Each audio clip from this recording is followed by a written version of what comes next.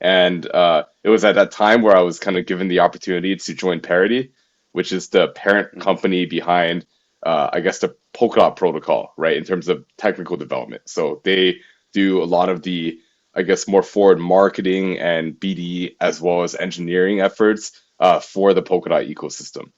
And so I joined Parity around Q3 of 2019. Nice. And what was your role there? Yeah, so I initially joined as ecosystem development lead. So when I joined, there was about two people on the BD team that were like really reaching out to external teams and trying to convince them to join, and I was one of them. And then later on, I became the head of strategic growth. So basically, my role was to, it's basically very similar to ecosystem development lead, but I would only focus on like high priority projects and trying to convince them to join the ecosystem. So although like I think some people might feel like the Polkadot ecosystem is a little bit I guess lagging now. I mean back then, I mean we were doing great. Like we were basically getting like almost any well-known project at that time to do some sort of integration with us. Got it, got it. Nice. So like back then, like so what was like the main thing that made you have faith within the Polkadot ecosystem?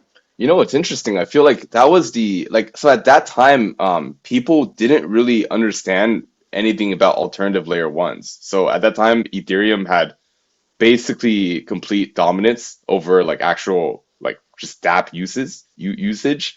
And there was stuff like EOS and like Neo and a few other things, but those ecosystems had significant issues, I think.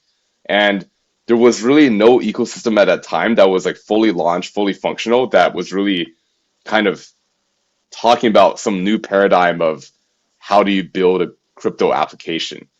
And so Polkadot and Cosmos came around and said, oh, instead of building a dApp on this smart contracting platform that everyone builds on, why don't we give you the ability to build chains? And these chains are like completely customizable and made for your specific use case. And those chains can talk to each other. And I just felt like that was kind of the paradigm that the world will go to. And even to this day, I feel like that's kind of how the Right. world is going to right now. I mean, even rollups are kind of like a different way of realizing the same vision that we see right now. Nice.